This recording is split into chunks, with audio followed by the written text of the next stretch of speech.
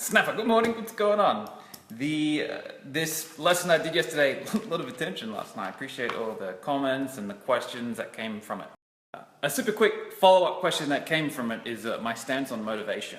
When I was talking here about passion, passing the eye on, and suffering, I was asked, where does motivation fit into it? Check this out. On this axis here, there's really three states that you can be in. You can be balanced with equanimity, straight down the middle. You can be positively charged, or you can be negatively charged. In physics, atoms are balanced and neutral. Though, when they become an ion, when they become charged particles, the degree of their charge depends on the ratio of electrons, which are negatively charged, and protons, which are in the nucleus, that are positively charged. If they're equal, they're balanced with equanimity. But if an atom starts losing electrons, then it will sway this way and become more positively charged. And if it starts gaining electrons, it will sway this way and become more negatively charged. In psychology, we have two levels of awareness: conscious awareness, unconscious awareness. We split life down the middle. When life comes at us at the speed of light, it's balanced. Like I said yesterday, there's no charge. Life comes at us with no charge. The universe is balanced. Life is coming at you with equanimity. You split it in your mind based on your judgments about the world. When something happens to you and you judge it and you say, this is really, really, really good, all the downsides and drawbacks are in your unconscious. So when you're consciously aware of all the upsides and you're unconscious of all the downsides and drawbacks and negative charges, you become net positive. You have a charge. You're a charged particle. And what happens to positively charged particles? They attract negatively charged particles to balance them out. Opposites attract. The positivity will attract negativity. In physics, the more positively charged the ion is, the more power it has in attracting negatively charged ions so that they can collide together and balance out. It's called ionic bonding. In psychology, the more positive you are, the more you'll pull into elation. Extended elation can cause pride. When you are in a pride state, you think you're above everyone. And in sociology, what happens when people are in pride states? They attract humbling circumstances. They attract haters to pull them back down to earth. The pride before the fall. Now, what's happening in society at the moment is we have this positive thinking epidemic. A lot of people think that they ought to be positive and happy and up. Why is there such a big epidemic at the moment? My feelings is that it's an economic reason. Positivity sells. In positivity, in elation, in euphoria, in infatuation, we have the feel-good hormones that are released in the brain. Dopamine, oxytocin, serotonin, endorphins. So if you can sell people a one-sided fantasy, positive thinking, all the glory, all the euphoria, all the happiness, they will eat that shit up because they don't know the reality of the universe. Telling people that life is not about positivity or elation or happiness, but about ambition, embracing both polarities, doesn't sell as well. But in my experience, in my opinion, it's the truth. It's a true truth. So I will never be ever promoting one-sided fantasies in my products. Someone once told me that truth will never be in the hands of the masses. They'll be in the hearts and the souls of the masters. I want to make masters. I'm not here to get people to beat their chest and write down how prideful they are.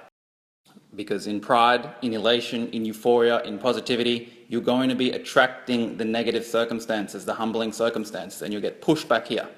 And depending on who told you you should be positive and elated and up and euphoric and prideful, you could go and beat your head against the wall thinking there's something wrong with you for not being able to sustain it. But no one can sustain it. It's physics. There's nothing wrong with you if you get prideful and you get positive and then you get beaten back down. That's normal. But if you go and subordinate to a teacher who's teaching partial truths, who's teaching positivity, and you're back here depressed and you think that this is your North Star, then you'll forever be chasing it. You'll be chasing the elation, the euphoria, the positivity, the pride. You'll be chasing it, and you'll keep bashing your head against the wall, keep attracting the humbling circumstances. This is what passionate people do. They keep bashing their head against the wall, wondering what the fuck's going on with them, and eventually they lose patience, they lose energy, they lose self-worth.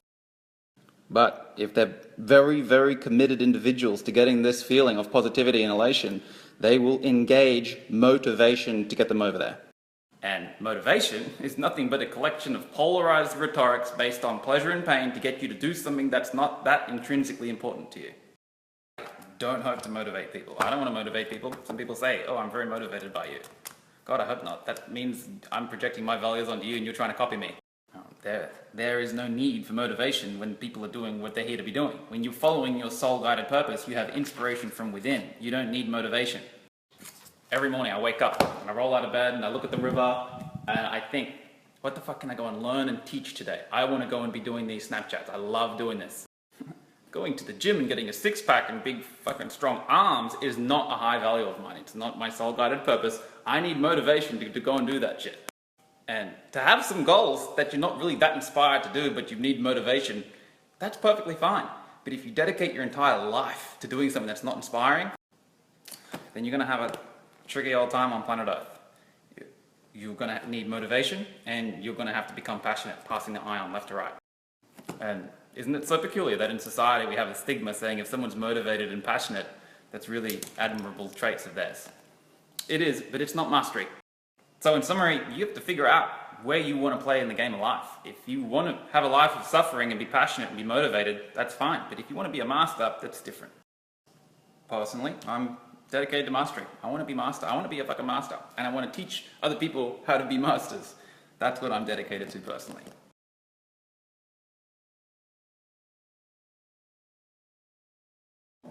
Snapper, what's going on? Robin's just on the phone, wrapping up some affairs before bed. There's a big fucking helicopter in the sky. Big noisy motherfucker. Look at this. Look at this. Is that the full moon? That's a big moon. Hey, I'm doing bed now. Over the course of the next 8 hours, your job, if you're watching this, is to blow up my Snapchat and tell me what's the question of the day tomorrow. By the way, check out the time.